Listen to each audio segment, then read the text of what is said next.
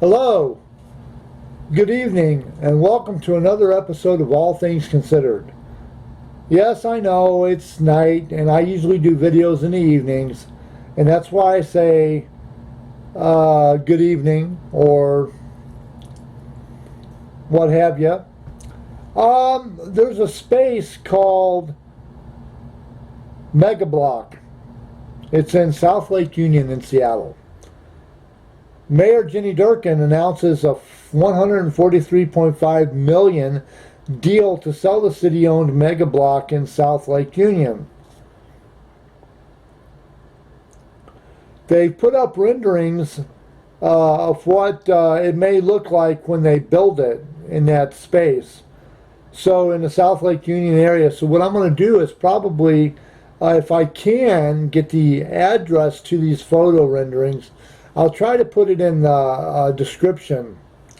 Now, if you've read my descriptions, I usually tell you more about my video and my subject matter. I tell you more than what I actually talk about in my description or in my video. So if you just want to read the description and not sit through the whole video, go down and look at the description and read that.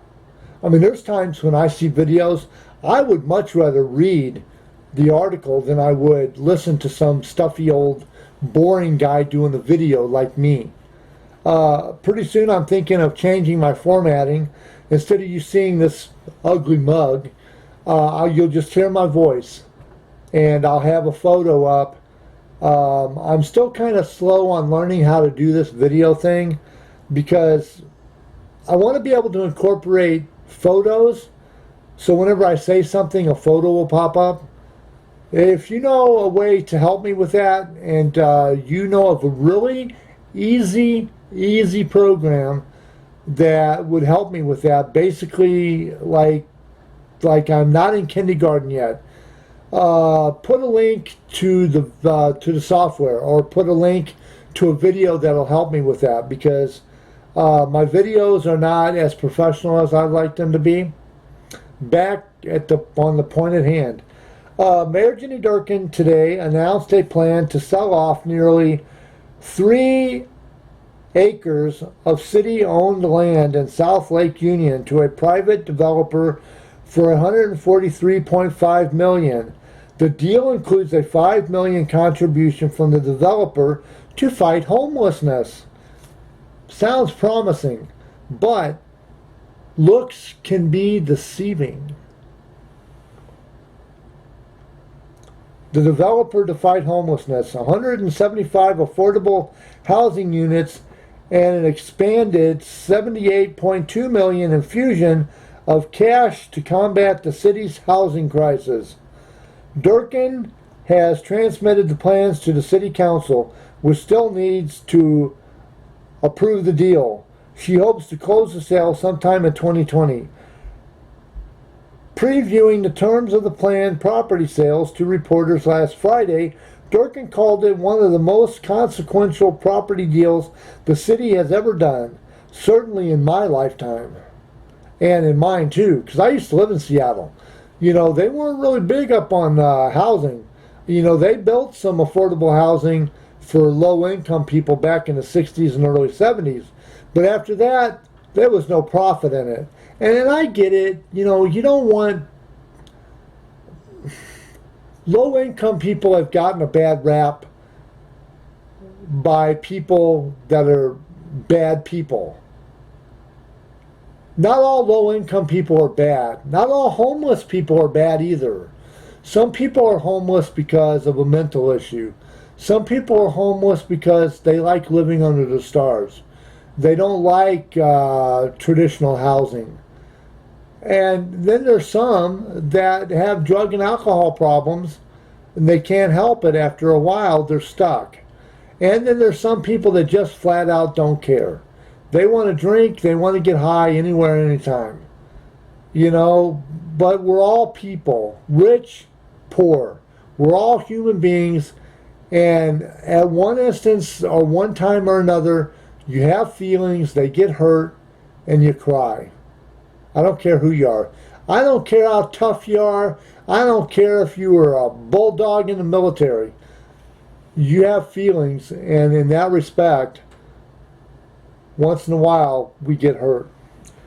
It says here, she continued that this was a generational opportunity to take an underutilized city-owned property and to make a real transformational investment to create jobs, to create more affordable and mixed-income housing, and to build more safe transportation connections. Now, what scares me about this is that it's for low income, she said. Now, my version of low income is $20,000 a year or less. I live on $771. I live on that. I make it work. But I'm an artist, so I know how to make extra money. But I basically, the bulk of my money to pay all my bills and my rent is $771. It says here that when it's going to be for low income, right? Well, in Seattle, low income is considered $60,000 a year for a single male. So what if these apartments are for low income, like say the median area income is how much does this person make and how low does this person make, and you go up in the middle. And instead of a 30% income, the ones that are making 60% or $60,000 a year, that'll be the median income, which is right in the middle. So if you're making $60,000 a year, your rent will probably be $1,000 a month. Probably. It could be less, but I'm saying $1,000 a month. And these apartments will go right out the window. The deal involves selling the so-called Mercer Mega Block, a 2.86 acre tract of land along Mercer Street near Aurora Avenue, and to Alexander Real Estate. It is a 2.86 acre tract of land along Mercer Street near Aurora Avenue. To Alexandria Real Estate Equities, Inc., a California-based properties developer that specializes in developing properties for biotech and life science tenants, Alexandria plans to develop the properties into 3 buildings, 2 new towers for biotechnology offices. There we go. And a 3rd tower that will include affordable housing. They got to make some profit off the deal, don't they? The deal still needs the approval of the City Council and environmental housing groups previously called on the mayor to build more than 175 units of affordable housing on the mega block properties. Well, yeah, it's supposed to be the city property. Put affordable housing on there, damn it. Put it on there. These guys are going to go in there and they're just going to, it's going to fuck up everything. I'm telling you. I'm predicting that property, if the city council goes along with it, Alexandria Real Estate Equities, Inc. is going to make it profit only. They are. They're going to figure out some way. They're going to get into some loophole, and they're going to make it profit only. Mark my words on that. It says here, selling units of affordable housing on the mega block properties. Durkin's office claims that by selling the pricey land, which they claim they negotiated a higher per square footage price for, and using that cash to develop housing elsewhere. They ain't going to develop housing elsewhere. They just say they are. The city will still experience a gain in affordable housing. We will see if the freshly released plans will be able to satisfy critics and win over the city council. An aerial photo of the Mercer Mega Block. Durkin's administration first put out a request for a proposal, RFP, for firms looking to buy and develop the site in July of 2018. Alexandria Real Estate Equities, ARE, was one of the strongest of the 6 qualified proposals that the city, they were the strongest proposals that the city received by October of 2018.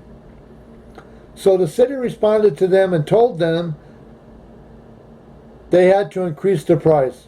According to Steve Shane, a manager in the budget office, they had the best proposal, but they didn't necessarily have the best price, Shane told the reporters. We told them, if you really want this site, you need to come back and step up your proposal substantially. And that's what our ARE did, increasing the price of their offer by 40%. That put their offer at $138 million in cash for the property, as well as a one-time $5 million contribution into the city's budget to fight homelessness. $5 million is a lot to you and I, the everyday common YouTube video watcher. $5 million is a lot of money. We could probably do a lot with $5 million. We could probably even secure our life and make it worth living on $5 million. But when you've got the city buffing up the prices on everything, $5 million is not very much.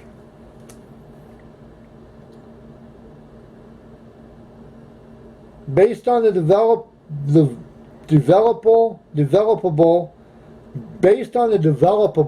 that's a big word, developable square footage of the project, Shane said ARE is paying a new benchmark rate for South Lake Union properties. Now, they would not spend that kind of money if they did not see major profits happening in the near future.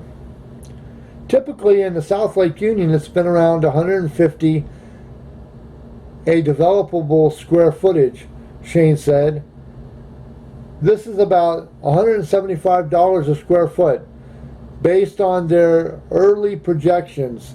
ARE specializes in developing projects for tech and biotech companies and plan to develop 2 towers on the site that will be a fully integratable mixed-use campus dedicated to accelerating the discovery and development of innovations that will positively impact human health.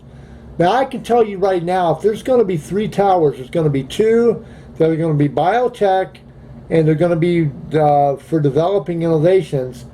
The people working there are not going to want to be schmoozing with the low income. They're just not going to want to do it. Because technically and typically in low income housing, you always get a bad element in there somehow. You get a lot of good people living there with a good heart, and they're kind and gentle, and they pay the rent on time and don't cause no trouble. But then you'll get some drug addicts and alcoholics in there, and before you know it, the whole place has went to shit. It says here, the base of these 2 towers will feature public spaces as well as a 30,000 square foot community center that they will leave for 40 years rent-free to the city's Parks and Recreation Department. A 3rd tower for housing is planned on land between Dexter Avenue North and Aurora Avenue North. All 3 towers are still in the very early planning stages. Their height and design still need to be worked out, but ARE has guaranteed that the 3rd tower will have at least 175 units of affordable housing reserved for people making less than 60% of the area median income. Oh, that's going to be for the $60,000 to $80,000 a year low income people. The ones that are 20 grand a month, 20 grand a year are going to get fucked again. They're going to get screwed again. I had a feeling this was. Now, I'm going to have to talk to the mayor about this. I'm going to have to talk to Jenny Durkin about this, and I'm going to have to talk with some of the city council, and I'm going to urge them to say no on this. I'm going to urge them to say no, because this is not going to help low income. This is going to help. I don't know if you watched the Fraser Crane show, but there was an episode of Fraser Crane where Niles, his brother, was going through a messy divorce with his wife, Maris. And anyway, he lived at the Dakota. That was supposed to be an apartment building that all you had to say was, when they say, where do you live at? Oh, the Dakota. And everybody knows that it's a posh, swanky condominium. He had to move from there to the Shangri-La. So basically, that's their idea of low income. You still have enough money to pay for a $300 dinner and a $1,000 bottle of wine, but you are just kind of hurting just a little bit. The majority, see here, we don't know precisely how many additional units, but having bought this land at a pretty penny, they have every reason to build up essentially however much housing they can, Noble said. ARE will also be on the hook to pay for extending the Mercer Street projected bike lane, as well as paying for improvements to the 8th Avenue North. The majority of the city's cash proceeds from the sales will go into combating Seattle's housing crisis, with $57.2 million going into purchasing new land around Seattle near transit projects, with the intent to develop these projects into affordable housing. The bulk of that money will be spent on land acquisitions for affordable housing, not directly building the actual units. Another $15 million of cash will be spent to try to increase the amount of middle or low income earners that own homes in Seattle. Oh, you own a home, but you are low income earners or you're middle income earners. But you can afford a home for $500,000 or $1 million or $2 million or $3 million or $4 million. It says here, by nearly doubling the city's portfolio of permanently affordable housing ownership units, partners with Sound Transit to create home ownership opportunities in the Rainier Valley and explore partnerships with private employers to boost the affordable home ownership. Another $6 million from the sale will go into developing a new loan program for people looking to build backyard cottages on their properties in Seattle. Shane said that in addition to the affordable housing unit on the Mega Block site and the cash used to build affordable housing elsewhere, the city will also reap the benefits of increased tax revenue from ARE building on that site. Oh, please. They're going to figure out how to do what Jeff Bezos has done and pay no taxes and make Seattle feel like they're doing Seattle a favor. This is about $1 billion overall project, says Shane. So while this transaction is one thing, there's going to be another huge tax revenue that comes out of the property from construction dollars as well. The 3 acres with strings attached. The city is the sole owner of the 2.86 acres that comprise the Mercer Mega Block. But the ownership has a few different strings attached. The city purchased the property with restricted funds and eventually took out debt against the land, all of which needs to be paid back. Those requirements constrained how the property could be sold and what could be done with that property. We didn't own this property free and clear, even though it was ours, Ben Noble, the director of the city's budget office, said. The city purchased the land partially with funds collected through the commercial parking tax and gas tax, 2 funding sources that are legally required to be spent on transportation projects. That means that the city is required to spend $25.9 million on the proceeds of the sale directly on transportation projects. The city has also borrowed against the property to pay for 4 different projects: construction on the Mercer Mess, $12.2 million, Maintenance on the South Lake Union streetcar, $3.6 million. Planning for the new Central City streetcar, $9 million. And funding homelessness services, $4.3 million. Those projects added up to $29.1 million in loans that will need to be repaid, or about 20% of the total cash proceeds from the sale of ARE. Now, what I got a sneaking feeling is that ARE is going to agree to pay off the loans that the city owes if they can have the land outright to do what they want. I just see it coming.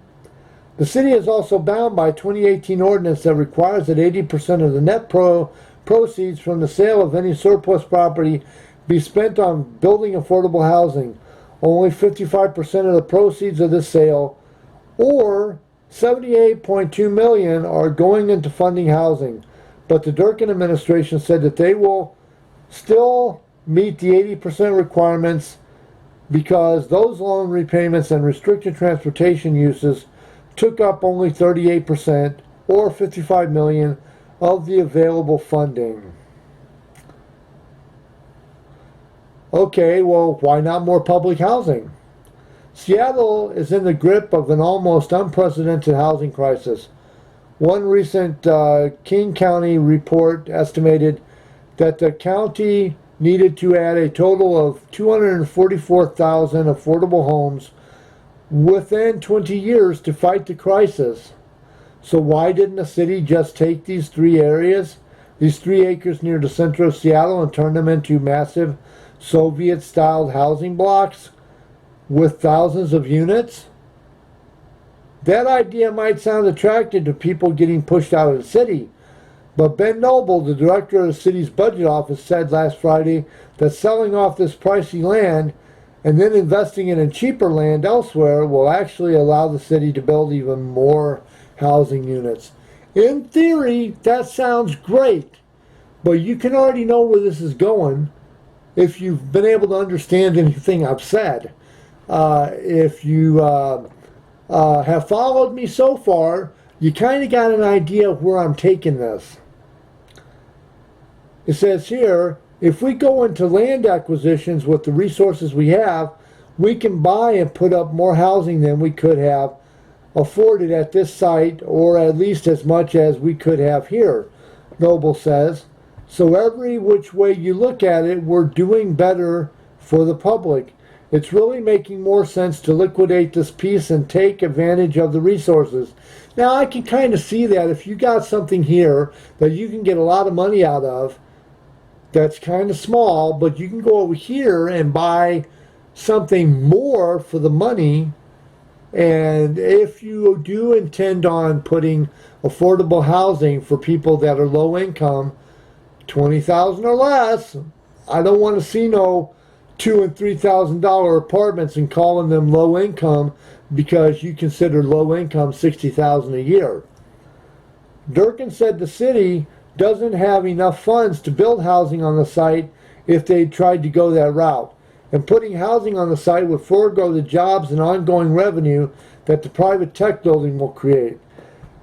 Yeah, and it's probably going to bring other people into the city, which is going to make the housing market more harsh and tough, and it's going to create less space for people because you'll have an overcrowding influx. We would have to find revenues to building the housing, which, as everyone knows, we are short of revenues in terms of building housing. We've leveraged this in a way that is better for the people of Seattle, so they say. Noble pointed out that if the city tried to redevelop the land itself, it would also be taking on the responsibility of doing environmental cleanup of the land and other area improvements. We would have to pay for cleanup. We don't know how much it would cost. Again, their risk, not ours, and they're agreeing to the risk because they see the profit in it. We could easily be talking $50 million of direct expense. So we're avoiding that direct expense and we're walking away with $78 million as well as money to invest in transportation. What do you think? Are you with it, or are you against it? Are you pro city block, mega block in South Lake Union? Are you pro what the ideas have been talked about, mixed units for biotech, and then 1 unit for affordable housing, 175 out of the whole city? What do you think, Seattle? Let me know in the comment. Like it? Don't like it? Let me know in the comments. If you got an idea for a better video, put it in the comments. I'd love to hear from you. Let me know what you think, because I'd love to talk to you about it. This is us communications, you and I, making Seattle and the rest of the world a better place as best we can with what little we have to work with. If you have a good idea for a video, please let me know. Put it in the comments. If you like my videos and you think I'm doing a good job, please like and subscribe my videos, because I want to do this full time. Right now, I can't. Although I put up a lot of videos, I want to do this full time, but I have to work a regular job. So, let me know what you think. This has been All Things Considered. Have a good night, Seattle, and all points beyond.